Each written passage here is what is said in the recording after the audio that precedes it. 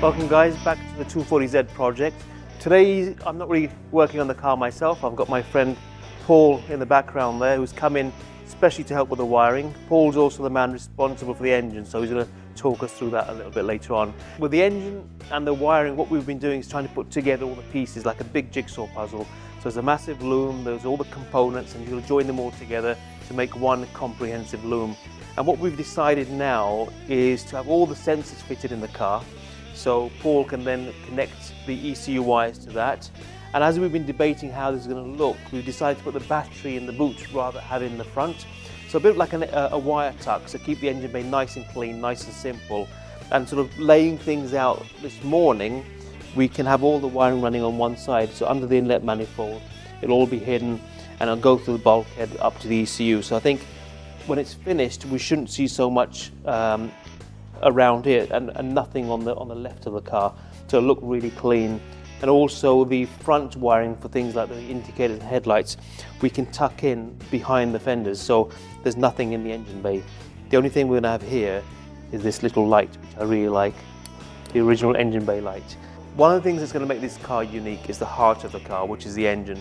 Although it's going to look cool when it's finished with the body kit, the wheels and so on, but the engine is the most important bit. And for me, I wanted to keep it fairly authentic, so an inline 6-cylinder is what I wanted to do, and I do want to turbocharge it. Most people go for V8s, big turbos, and this thing is not about power. I think I've said that years and years ago when we did the Celica. So it's about being cool, but the engine's got to be something special. And now actually have a full working engine built around a crazy idea of a 2.8 litre HKS NA RB engine, which I don't think anyone's done before. So I've got with me some RB26 cam covers, and these are already painted, and the plan is to get these fitted on this car, so I'm just going to open these up.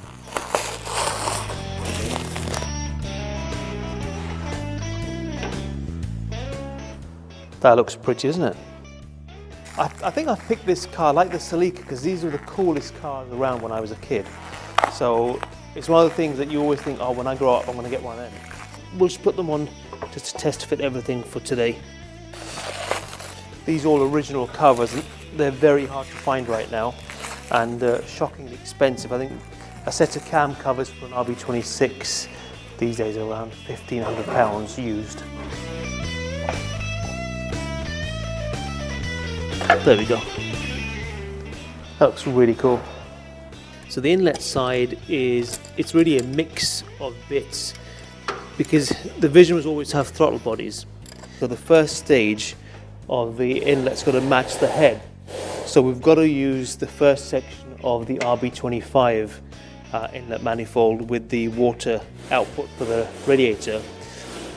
Then we've got to have a flange made for that for the GTR throttle bodies with the fuel injection system there.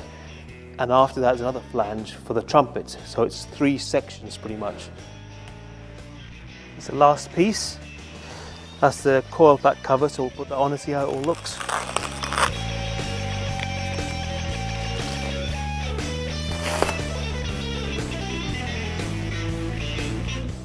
Pretty, isn't it?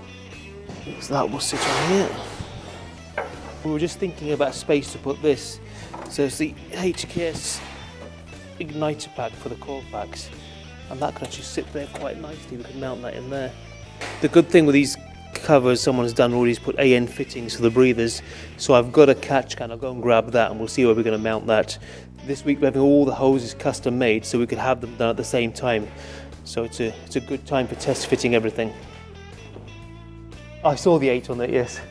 So the other bit as well, that one. Oh right, okay. So that's because I've got that number written down.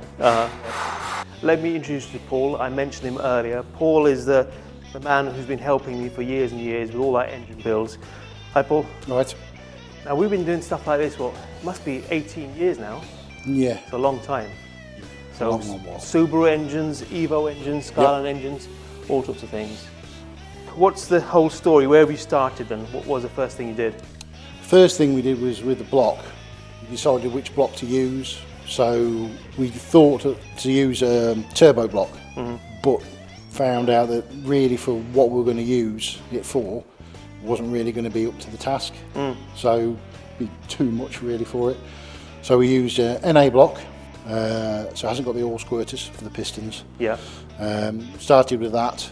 We tried to see what pistons we could use with the HKS 2.8 kit to try and get the compression we wanted, and that was a complete big struggle because it was not feasible with the head. We were having to basically try longer rods, and it was just not going to work. So basically what we've done with it now is use the 2.8 HKS kit, and then we found the Neo head. The actual CCs is a lot better. So like a Skyline is I think 65 to 72 CCs. Well, these are 50 cc. The HKS piston is 13.3 cc's protrusion. So that combination with a 1.1 mil head gasket has given it 11.5 to 1 compression. So, That's exactly where we want to be, isn't it? yes. That's the sweet spot really, because about 12 to 1 would be nice, but then you're going to be struggling with the fuel, and so really 11.5 to 1 is. But I think you got that far, and then we had that big issue with the head. We managed to find the high compression head. Yes. And then we got the cams. They Yep. fitted from a GTR, so an RB26 set of cams. Yes, 256 degree. Yeah. And then we had that drama with the followers, buckets. Yes, because they, for some reason, like to have one side is aluminium buckets with steel inserts with a top shim. And it's not very good. You can see where they've been picking up. So really wanted solid buckets, the best thing, especially if you're revving them hard. So basically, we'd make some solid buckets. But we found that the Subaru ones were very similar, so we machined them to fit. But then the other headache was one side of the buckets, the exhaust side, have to be a lot bigger, a lot deeper, because the valve was shorter. So yeah, they were a bit of a chore. Did take a few days to sort out. So right from the bottom all the way to the top, this is custom work, and everything's, It has, yes. everything's It's been like one-off. Yeah, it's been like a few times we built it up and then decided to go a different route with it. My aim was always trying and get to the high 200 horsepower. Yeah. So let's see how we go, and it's going to be quite high revving. I don't know what it's going to make. Don't know. I mean, I'd say between 240 and 280 brake. I'd say. Yeah. It's We'll certainly going to sound the nuts, isn't it? It's going to sound very, very nice. And when the inlet manifold's all done and set up, yes, you'll have the induction roar and you'll have the noise.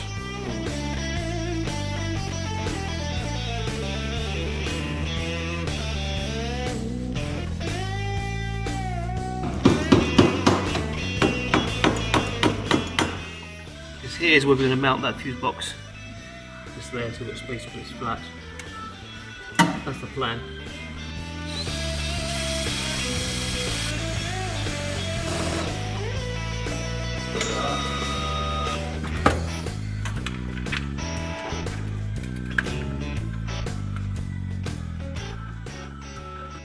So why are you putting the fuse box in there? Because that's the original position where the car had its original factory fuse box. So it'd be a nice touch to have it all back in its original place.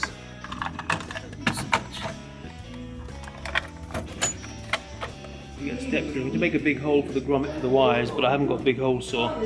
So we'll do a step drill to go big, and then use a German just to cut it out to the size we need.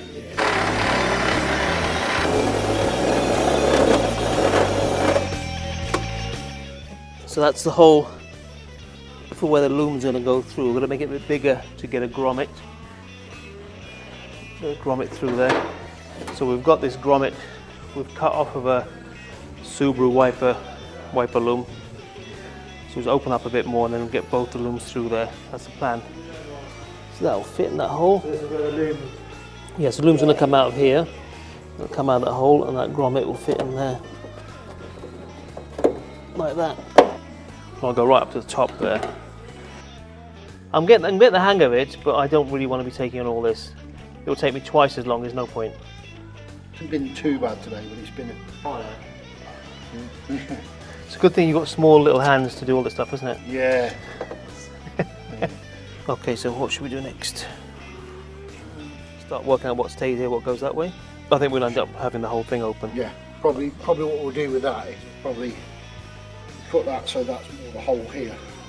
Let me take that out now then.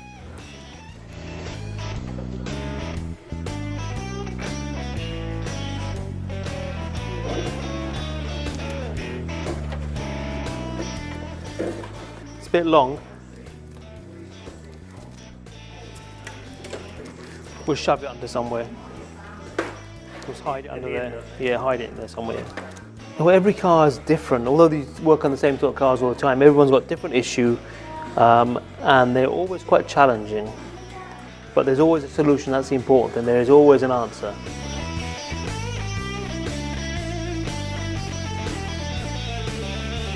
So the way the Loom's been designed is with link. They've marked every wire for a different function. So in principle that is, there's a diagram which helps us to guide us which pin from the ECU is for which wire, and that wire ends up being connected somewhere along here. So let's say, for example, we've got here our knock sensor. We have a cam sensor. We will have oil pressure, oil temp, water temp, map sensor, air intake temp sensor, possibly we'll have on this one. And that is pretty much it. So it's quite simple. It's only 10. But then we've got outputs for like fuel injectors will have their wiring. The coil pack, the igniter pack will have its wiring. The electric fan will have its wiring. And then we'll have a fan switch. So a few other accessories. And then obviously fuel pump wiring, fuel gauge wiring, and then all the gauges inside the car, they all need wiring in as well. It's quite a few components, let's say. Hopefully by Wednesday night we'll have the wiring completed, or at least as much as Paul can do, I can finish off any loose ends. It then needs a mapper to come and upload software to the ECU, so it can't really be started until that happens. I think we might be pushed to get it done this week, possibly next week. We'll need to book an appointment with him as soon as we've got it completed, so we can come and get the software on and see what happens.